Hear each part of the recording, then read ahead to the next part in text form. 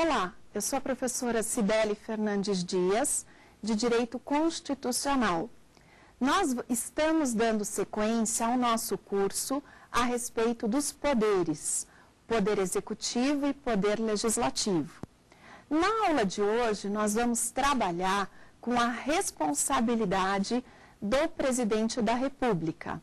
Lembrando que na aula passada, nós tratamos sobre o sistema presidencialista de governo. Gostaria de apresentar os alunos que nos acompanham durante a aula, a Ivone, o Ilamis e a Morgana. Quaisquer dúvidas poderão ser enviadas para o e-mail do saberdireito@stf.jus.br. É importante, ao enviar os e-mails, identificar o tema, Poder Executivo e Poder Legislativo e o professor Cibele Fernandes Dias. Vamos iniciar com a nossa aula de hoje a respeito da responsabilidade do presidente da República. Vamos contextualizar com a nossa última aula sobre o sistema presidencialista de governo. Nós vimos na aula passada que no presidencialismo, o presidente tem legitimidade popular direta. Ele é escolhido pelo povo no sistema majoritário em 2 turnos. A segunda característica, a unipessoalidade da chefia do Poder Executivo. O presidente acumula a chefia de Estado e a chefia de governo, cujas competências estão previstas no artigo 84 da Constituição. E a terceira característica, a independência entre o Poder Executivo e o Poder Legislativo. Na aula passada, nós vimos que a tônica do presidencialismo é o presidente da República. O sistema gira ao redor do presidente da República. O sistema de governo presidencialista foi previsto na nossa Constituição de 88, mas nós precisamos recordar também que o presidencialismo foi reafirmado no plebiscito previsto no artigo 2º do ADCT.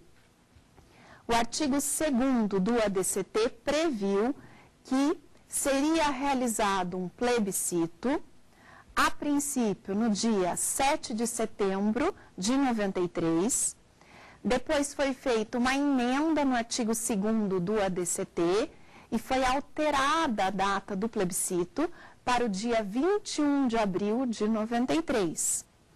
Nesse plebiscito, o povo teria de escolher a forma de governo e o sistema de governo. Quais eram as 2 formas de governo possíveis? Ou república ou monarquia. E os 2 sistemas de governo possíveis, o presidencialismo ou o parlamentarismo. Isso significa que naquele plebiscito de 7 de setembro de 93, depois para 21 de abril de 93, o povo tinha 3 opções: ou permanecer com uma república presidencialista, ou mudar para uma república parlamentarista, ou ainda mudar para uma monarquia parlamentarista. No plebiscito de 93, venceu a primeira possibilidade, a manutenção da nossa república presidencialista. E daqui nós começamos a nossa segunda aula. Nesta aula, que é a responsabilidade do presidente, nós vamos abordar as prerrogativas do presidente na condição de chefe de Estado.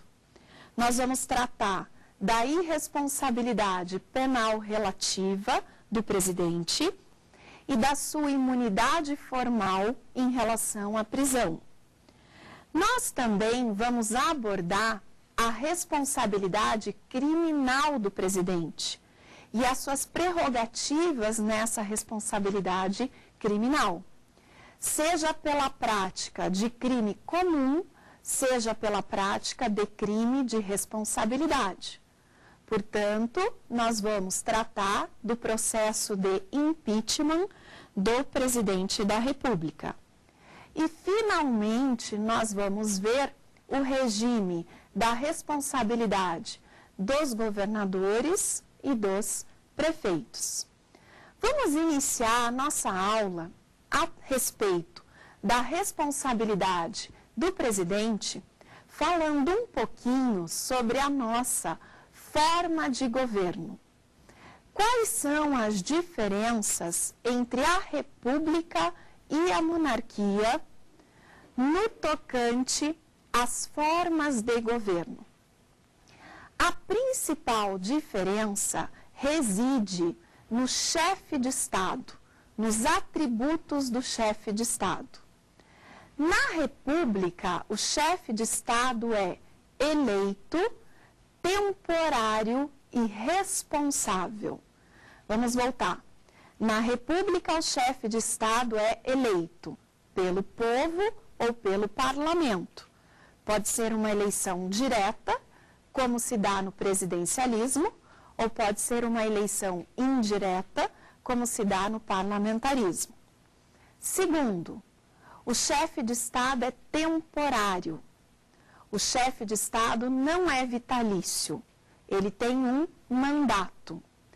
A República preza a ideia da alternância no poder. Como é necessário garantir a alternância no poder, a chefia de Estado é sempre temporária. E a terceira característica do chefe de Estado numa república, ele é responsável, ele responde pelos seus atos.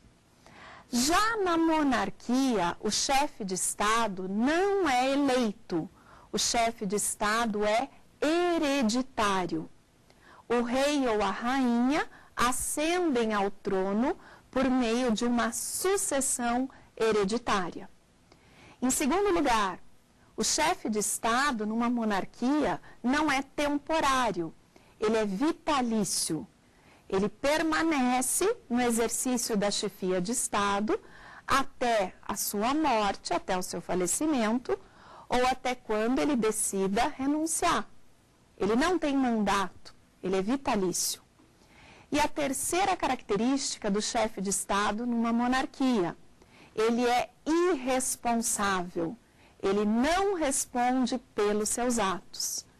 Daí a máxima clássica da monarquia inglesa, que o rei não pode errar.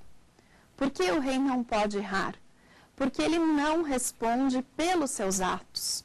Ninguém tem autoridade para dizer que o rei errou. Ele é irresponsável. Portanto, enquanto na República o chefe de Estado é eleito, temporário e irresponsável, numa monarquia o chefe de Estado é hereditário, vitalício e irresponsável. Na nossa república presidencialista, o chefe de Estado é responsável, responde pelos seus atos. Mas a responsabilidade do presidente não é igual à responsabilidade dos demais cidadãos.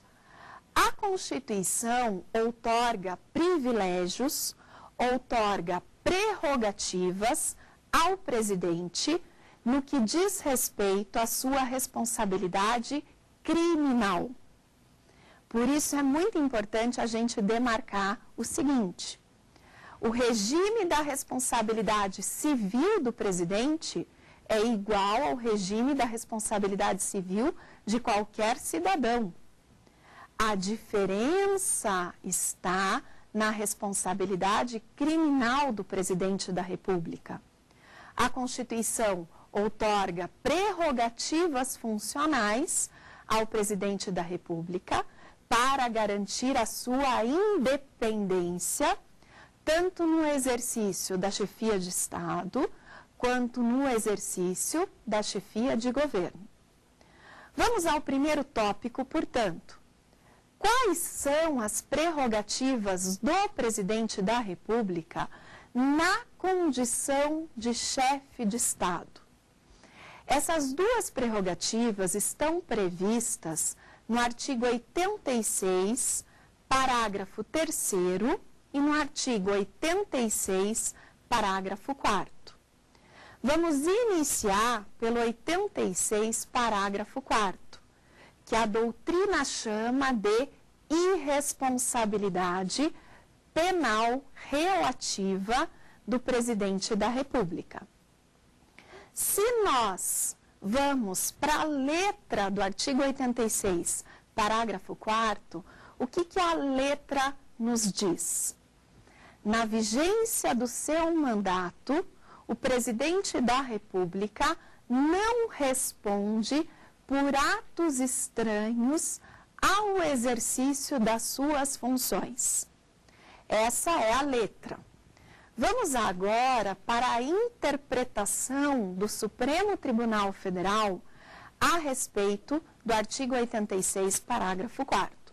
Como é que o STF interpreta esse dispositivo? Onde está escrito o presidente não responde, nós lemos o presidente não pode ser processado. O presidente não pode ser processado. Onde está escrito por atos estranhos ao exercício das suas funções, nós lemos por crimes estranhos ao exercício das suas funções. Isso quer dizer que durante a vigência do seu mandato, o presidente da República não pode ser processado por crimes estranhos ao exercício das suas funções. Mas em seguida vem a pergunta: o que são crimes estranhos? Crimes estranhos são crimes praticados pelo presidente na condição de cidadão. Crimes que não têm relação com o exercício da função de presidente. E o Supremo Tribunal Federal identifica duas espécies de crimes estranhos. Primeiro, é crime estranho qualquer crime que o presidente tenha praticado antes da posse. Aqueles crimes praticados antes do início do mandato são crimes estranhos. Nós sabemos que o presidente da República toma posse no dia 1º de janeiro do primeiro ano da legislatura. Quaisquer crimes praticados antes da posse serão crimes estranhos. Segunda espécie, segundo o STF, de crimes estranhos, são crimes praticados durante o mandato, mas sem relação com o exercício das funções presidenciais. Crimes que o presidente da República comete como cidadão comum. Quando se trata de um crime estranho, o presidente não poderá ser processado durante a vigência do seu mandato. Isso significa que a Constituição está outorgando impunidade ao presidente da República? Não. Não é isso, porque nós vivemos sob um regime republicano. Como é que nós interpretamos? Vamos lá para a primeira espécie.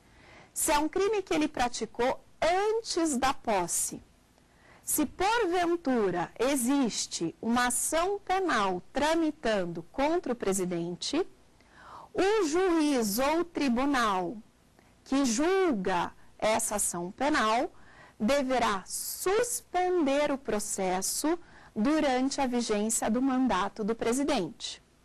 No momento que o magistrado suspende o processo, ele suspende também a prescrição.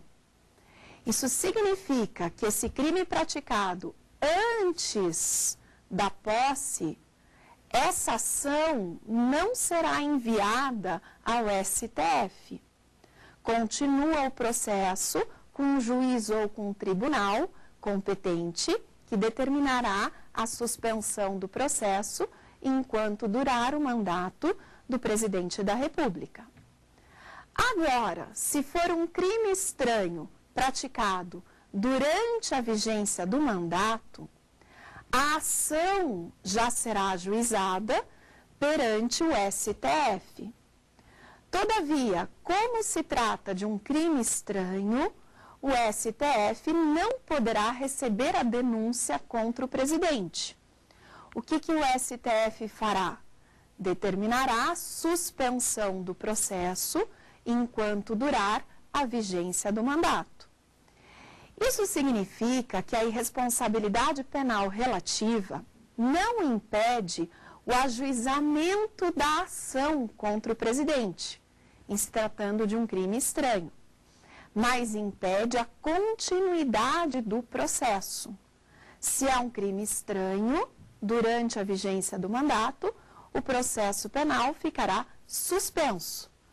Quando terminar o mandato, volta a tramitar aquela ação penal e esse indivíduo, que agora já não é mais presidente da República, responderá àquele processo penal.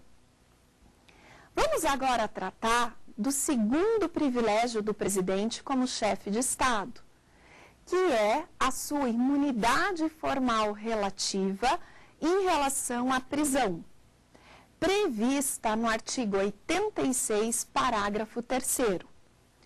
O artigo 86, parágrafo 3º, prevê que a prisão do presidente depende de uma sentença condenatória. O que a Constituição quer dizer com isso? Que a prisão do presidente depende de uma decisão judicial transitada em julgado. O presidente só pode ser preso em virtude de uma decisão judicial transitada em julgado. Ou seja, graças à imunidade formal prevista no artigo 86, parágrafo 3º, o presidente não pode sofrer prisão em flagrante. Não cabe a prisão em flagrante do presidente. E mais, o presidente não poderá sofrer nenhuma espécie de prisão preventiva.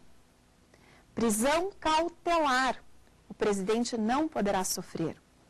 Por que ele não pode sofrer prisão em flagrante? Por que ele não pode sofrer prisão cautelar? Graças à imunidade formal, a prisão do presidente depende de decisão judicial transitada em julgado.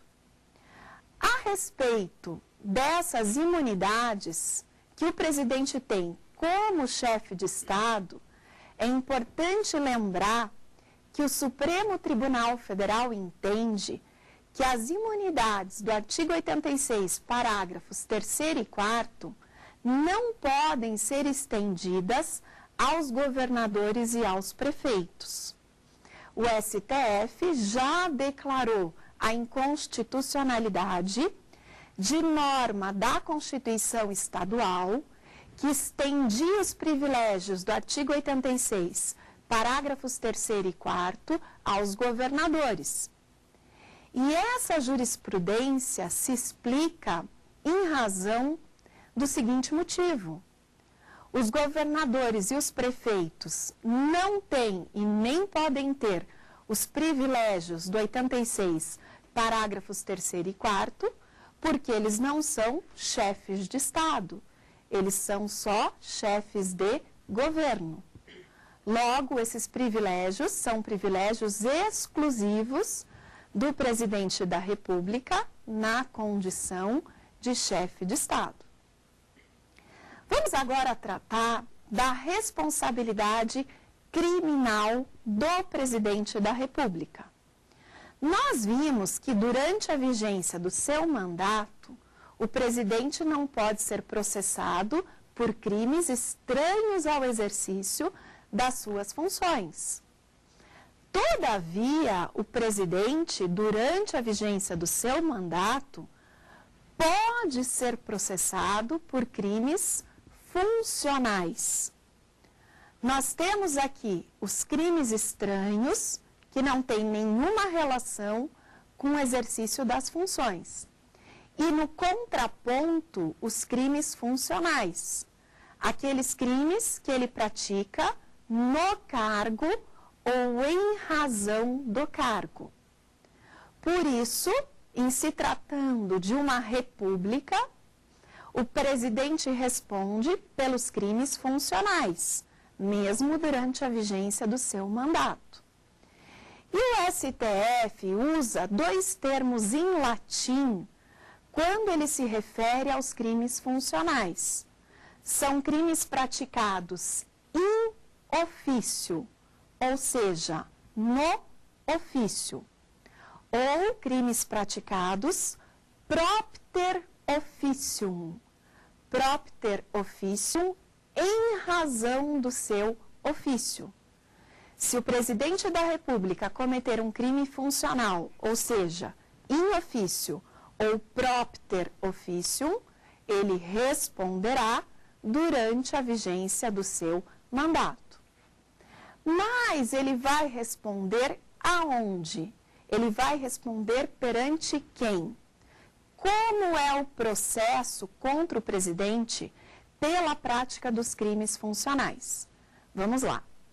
Aqui nós temos de separar duas espécies de crimes funcionais. As infrações penais comuns funcionais e os crimes de responsabilidade.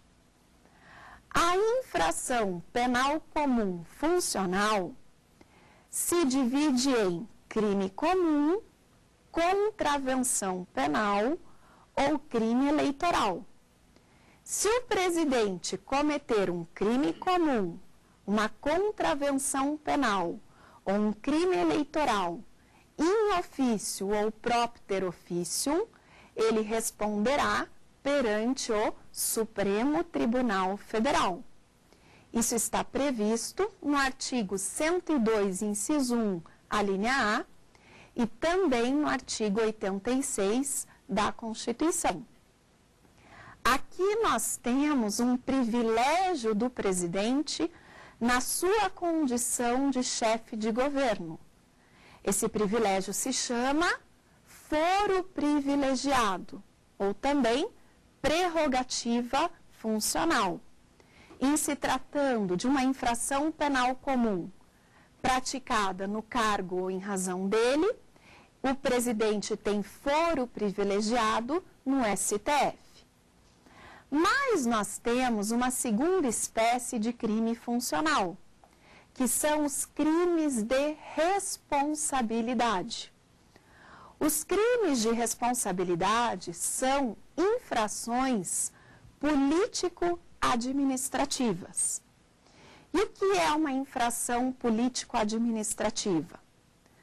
Quando o presidente comete um crime de responsabilidade, ele infringe, ou seja, ele quebra a ordem política, a ordem administrativa. O artigo 85 da Constituição tipifica o crime de responsabilidade. No artigo 85, nós vamos encontrar os tipos do crime de responsabilidade praticado pelo presidente da República. São tipos abertos que se encontram no artigo 85. E esse artigo 85 é regulamentado por uma lei anterior à Constituição, mas que foi recepcionada pela Constituição, segundo o STF. Essa lei é a Lei 1079 de 50. A Lei 1079 de 50 é uma lei federal que regula o crime de responsabilidade dos agentes políticos federais e dos agentes políticos estaduais. Por isso, é a Lei 1079 de 50 que vai tratar do processo contra o presidente pela prática de crime de responsabilidade. E essa Lei 1079 de 50 desenvolve os tipos do artigo 85 da Constituição, ou seja, especifica os tipos abertos do artigo 85 da Constituição. Se o presidente comete um crime de responsabilidade, ele tem foro privilegiado no Senado Federal. O Senado Federal é o juiz natural do presidente da República, caso ele cometa um crime de responsabilidade. Isso está previsto tanto no artigo 86 da Constituição, quanto no artigo 52, inciso 1, a linha A, ou melhor dizendo, 52, inciso 1, que trata das competências do Senado Federal. O Senado é o juiz natural do presidente quando o presidente comete um crime de responsabilidade. Vamos agora tratar desses dois processos criminais. Do processo criminal que tramita no Supremo e no processo criminal de competência do Senado, iniciando pelo processo criminal no Supremo. Se o presidente cometer uma infração penal comum, in officio ou propter officium, ele poderá ser processado. Nós vamos ter aqui uma ação penal ajuizada contra o presidente da República. Se for uma ação penal pública, só o Procurador-Geral da República poderá ajuizá-la. Essa competência do Procurador-Geral da República está prevista na Lei Complementar 75 de 93, que é a lei complementar que organiza o Ministério Público da União. Logo, se for uma ação penal pública contra o presidente, a legitimidade é exclusiva do Procurador-Geral da República. Se for uma queixa-crime contra o presidente, o próprio ofendido apresentará a sua queixa-crime contra o presidente. Isso significa que, em se tratando de infração penal comum funcional, há uma ação penal contra o presidente. Nós temos aqui um processo jurisdicional contra o presidente. E esse processo jurisdicional é de competência do STF. Mas o presidente tem um privilégio nesse processo.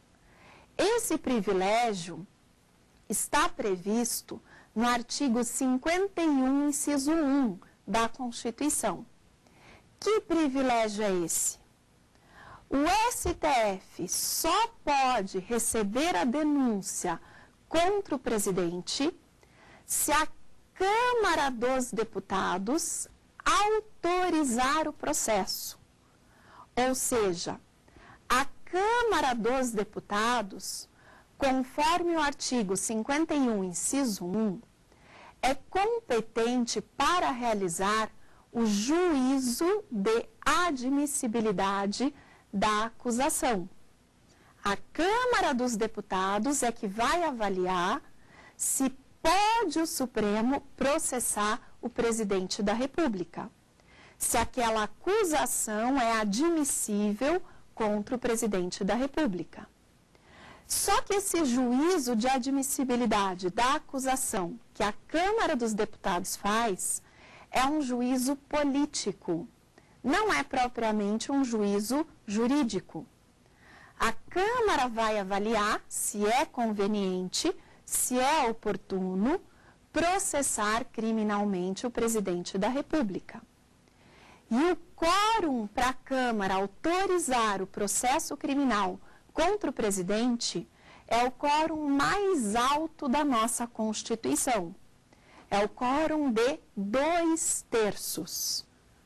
Para que a Câmara autorize o processo criminal contra o presidente, isso depende do voto favorável de, no mínimo, 2/3 dos 513 deputados federais.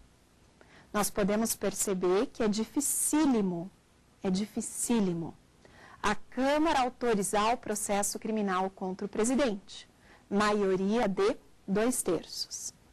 Se a Câmara autoriza o processo criminal contra o presidente, devolve para o STF vai realizar o juízo de admissibilidade da denúncia. O STF poderá receber ou rejeitar a denúncia contra o presidente. Agora, se a Câmara dos Deputados não autorizar o processo, devolvendo para o Supremo deverá suspender o processo. E quando suspende o processo, suspende também a prescrição.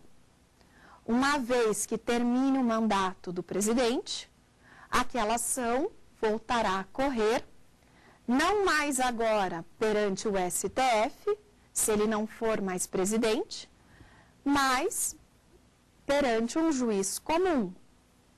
E aqui vamos fazer um parênteses, abrir um parênteses a respeito de uma regra muito importante, que é a regra da atualidade do mandato. O STF revogou a súmula 394 e hoje o STF adota a regra da atualidade do mandato. O que é essa regra? Traduzindo em miúdos, significa que a autoridade tem foro privilegiado enquanto tem o mandato. Extinto o mandato, perde-se o foro privilegiado. Com a revogação da súmula 394, passou a vigorar essa regra da atualidade do mandato. Tem o foro privilegiado enquanto tem o mandato. Perdeu o mandato, perdeu o foro privilegiado. Portanto, se a Câmara não autoriza o processo contra o presidente, o STF deve determinar a suspensão do processo, suspende a prescrição, quando terminar o mandato, daí ele será processado por aquele crime. Mas, se a Câmara autorizou o processo criminal por maioria de 2/3, o Supremo fará o juízo de admissibilidade da denúncia. Se o Supremo recebe a denúncia contra o presidente, o Supremo é responsável pela instrução dessa ação e, finalmente, o Supremo julgará o presidente da República. Se o Supremo condena o presidente da República pela prática de uma infração penal comum funcional, o Supremo aplica as penas previstas na legislação penal e, como consequência da condenação criminal transitada em julgado, incidirá o artigo 15, inciso 3 da Constituição. Vamos lá para o artigo 15, inciso 3. O que ele prevê? Prevê que a condenação criminal por sentença transitada em julgado importa a suspensão dos direitos políticos enquanto durar os efeitos da condenação. É importante destacar que a suspensão dos direitos políticos, em virtude de condenação criminal transitada em julgado, não é pena acessória, é um efeito da condenação, e é um efeito automático e inafastável da condenação. Logo, se o presidente é condenado pelo STF, quando a decisão transita em julgado, efeito suspensão dos direitos políticos, e dentro da suspensão dos direitos políticos, a perda do cargo. Logo, a perda do cargo está dentro da suspensão dos direitos políticos. Por quê? Porque para ser presidente é necessário estar no pleno exercício dos direitos políticos. Se ele é condenado pelo STF, quando a decisão transita em julgado, efeito da condenação, suspensão dos direitos políticos e efeito da condenação, perda do cargo. Vamos agora tratar da responsabilidade do presidente pela prática de crimes de responsabilidade. Se o presidente comete um crime de responsabilidade, uma infração político-administrativa, ele responde perante o Senado Federal.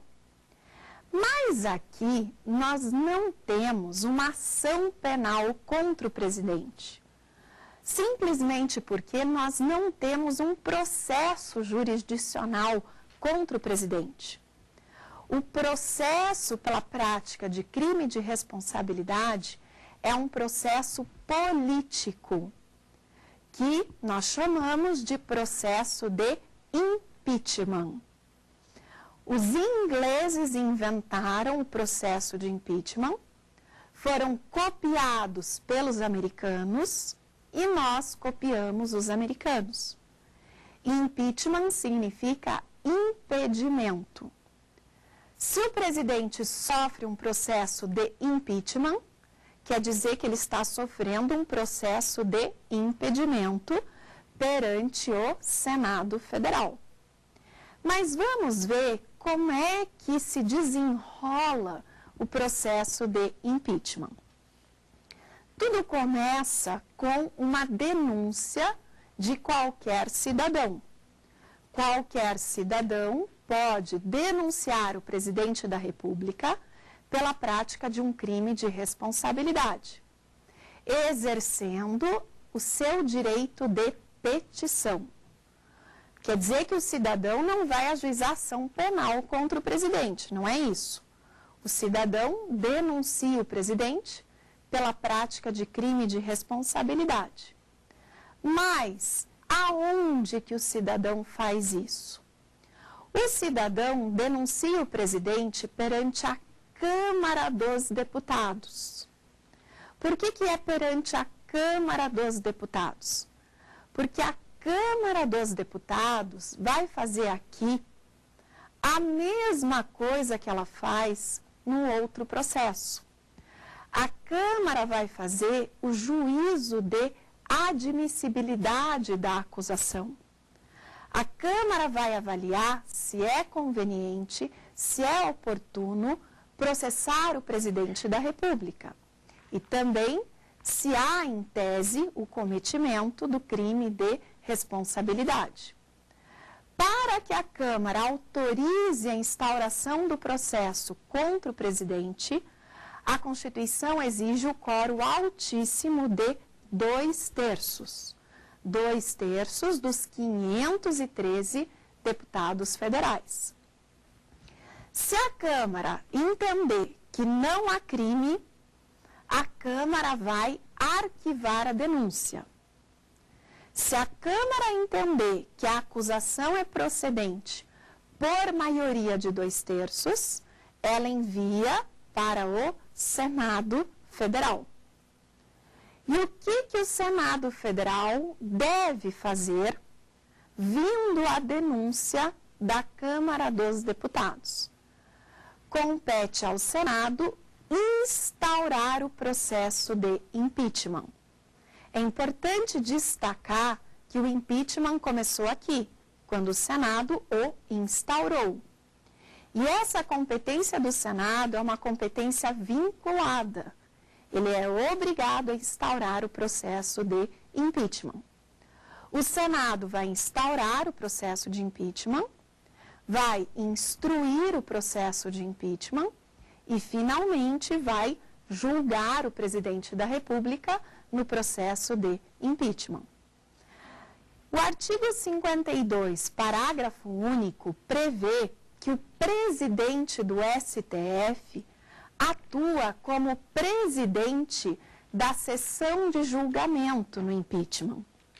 Ou seja, o presidente do STF preside a sessão de julgamento no Senado, mas ele não vota. Quem vota são os senadores. Para que o Senado condene o presidente da República, o quórum é altíssimo, maioria de 2/3. Se não for alcançada a maioria de 2/3, o presidente será absolvido. O Senado só pode condenar o presidente pela prática de crime de responsabilidade por maioria de 2/3. Mas, Quais são as penas do processo de impeachment? Tem pena privativa de liberdade no processo de impeachment? O Senado Federal pode determinar a prisão do presidente da República? Não. No impeachment, as penas não são privativas de liberdade. As penas do impeachment estão previstas no artigo 52, parágrafo único. Vamos lá, quais são elas? Primeira pena é a de perda do cargo. E a segunda pena é a pena de inabilitação para o exercício de qualquer função pública por exatamente 8 anos. Ou seja, o Senado vai inabilitar aquele indivíduo para exercer qualquer função pública por 8 anos, nem mais nem menos. A Constituição não admite a graduação da pena, são exatamente 8 anos. Mas o que é função pública? O STF entende que se o presidente é condenado no impeachment, ele ficará por 8 anos inabilitado para exercer qualquer cargo público, seja efetivo, seja em comissão, qualquer emprego público ou qualquer mandato eletivo ou qualquer função pública em sentido lato. Ele não poderá nem ser jurado no tribunal do júri. Não poderá, durante esses 8 anos, nem ser mesário durante as eleições. Ficará inabilitado para qualquer função pública por 8 anos. Se ele for condenado pelo Senado, o Senado determinará por 2/3 a perda do cargo e a inabilitação para o exercício de qualquer função pública por 8 anos. Vamos agora para as perguntas dos nossos alunos. O que os nossos alunos nos perguntam? Professora, o presidente da República ele pode ser processado por crimes estranhos ao exercício do seu mandato? O presidente pode ser processado por crimes estranhos? Nós vimos que não. O presidente tem uma imunidade, que é a irresponsabilidade penal relativa, do artigo 86, parágrafo 4º. Se são crimes estranhos que ele praticou antes de ser presidente ou durante a vigência do mandato, mas sem relação com as funções presidenciais, ele não poderá ser processado. O processo ficará suspenso, aguardando o término do mandato. Por isso é muito importante a gente lembrar que essa irresponsabilidade penal relativa não gera impunidade do presidente. Ele responderá por esses crimes funcionais, mas só depois que terminar o seu mandato. Vamos para a segunda pergunta? Professora Cibele, quais são as sanções pela prática de crime de responsabilidade pelo presidente da República? E também a renúncia, ela impede a continuidade do processo de impeachment? Vamos para essa pergunta. Quais são as penas? As penas, nós vimos, são a perda do cargo e a inabilitação para o exercício de qualquer função pública por exatamente 8 anos. Nós temos um caso concreto, um único caso concreto no Brasil sobre impeachment, que foi o impeachment do ex-presidente Collor. E o que aconteceu no caso Collor? Quando o presidente, na época, chegou na sessão de julgamento perante o Senado, o ex-presidente Collor renunciou na sessão de julgamento. O que ele esperava com a sua renúncia? Ele esperava que a renúncia importasse a extinção do processo de impeachment, o arquivamento do processo de impeachment. Como o Senado não fez isso, como o Senado, ainda que ele tenha renunciado, ainda que ele tivesse renunciado, deu continuidade ao processo de impeachment, o ex-presidente Collor impetrou um mandado de segurança no Supremo. contra esse ato do Senado que deu continuidade ao processo de impeachment. E ao julgar esse mandado de segurança, o que o Supremo decidiu? Que a pena de perda do cargo e a pena de inabilitação, que essas duas penas são autônomas. Logo, se o presidente renuncia durante o processo de impeachment, não poderá mais ser aplicada a pena de perda do cargo, porque ele renunciou. Mas o processo continua e ele poderá sofrer a pena de inabilitação para o exercício de qualquer função pública por 8 anos. Por isso, julgando esse mandado de segurança no caso Collor, o Supremo entendeu que as penas são autônomas. A renúncia durante o processo de impeachment não impede a continuidade do processo. O processo continua, não perde o objeto, porque se o presidente for condenado, ele ainda poderá ser condenado à pena de inabilitação. Mas é importante a gente destacar que, quando nós dizemos que são penas autônomas, quer dizer que a renúncia continua o processo, não impede a aplicação da segunda pena. Todavia, se o presidente não renuncia e é condenado, o Senado tem de condená-lo às duas penas. Não pode aplicar uma e não aplicar a outra. Se ele não renuncia, o Senado, condenando o presidente, tem que aplicar a pena de perda do cargo e a pena de inabilitação. Eu agradeço as perguntas. Vamos voltar a esse tema do impeachment. Com isso, nós vimos o processo criminal contra o presidente. Infração penal comum funcional responderá perante o Supremo. Crime de responsabilidade responderá perante o Senado. Quando o Supremo recebe a denúncia contra o presidente ou quando o Senado instaura o impeachment contra o presidente, ele será afastado das suas funções. Esse afastamento, segundo o artigo 86, só pode durar no máximo 180 dias. Quer dizer que se o processo não for concluído em 180 dias, o presidente deve retornar ao exercício das suas funções.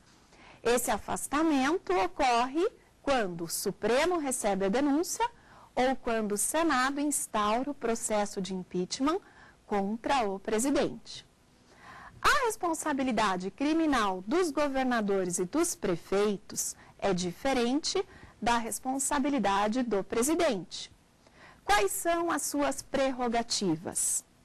O governador, se cometer uma infração penal comum, tem foro privilegiado no Superior Tribunal de Justiça, segundo o artigo 105, inciso 1, alínea A. Já se o governador cometer um crime de responsabilidade, ele vai sofrer um processo de impeachment, que é de competência de um tribunal misto. O nome do tribunal é Tribunal Misto. Esse tribunal misto está previsto no artigo 78, parágrafo 3º da Lei 1079 de 50. É um tribunal composto por 5 desembargadores e por 5 deputados estaduais, sob a presidência do presidente do TJ. E é esse tribunal misto composto por 11 magistrados, digamos assim, que vai julgar o governador. Lembrando, no tribunal misto, 5 deputados estaduais, 5 desembargadores do Tribunal de Justiça, sob a presidência do presidente do TJ. Mas o processo criminal contra o governador, seja no STJ, seja no Tribunal Misto, depende da licença da Assembleia Legislativa por maioria de 2/3. Com isso, na aula de hoje, nós podemos tratar da responsabilidade do presidente da República. Nós vimos que, em virtude do nosso regime republicano, o presidente responde pelos seus atos, mas ele tem uma responsabilidade criminal diferenciada dos demais cidadãos.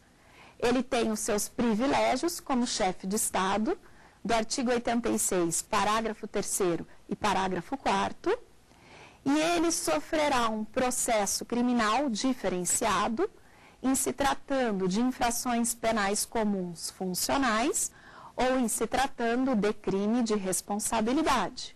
Será julgado no Supremo por infrações penais comuns e no Senado por crime de responsabilidade. Os governadores, por sua vez, têm também uma responsabilidade diferenciada, embora sem os privilégios de chefe de Estado. Responderão por quaisquer infrações penais comuns no STJ e poderão também sofrer impeachment perante o Tribunal Misto, composto na forma do artigo 78, parágrafo 3º da Lei 1079 de 50. Com isso, nós encerramos a nossa aula de hoje, lembrando que as perguntas poderão ser enviadas para saberdireito@stf.jus.br e nesse e-mail vocês precisam identificar o tema da aula e o nome do professor. Responsabilidade do presidente, no curso Executivo e Legislativo, professora Cibele Fernandes Dias. As aulas também poderão ser revistas no YouTube, pelo endereço www.youtube.com/saberdireitoaula. Eu termino por aqui, lembrando da continuação da nossa aula a respeito do Poder Legislativo.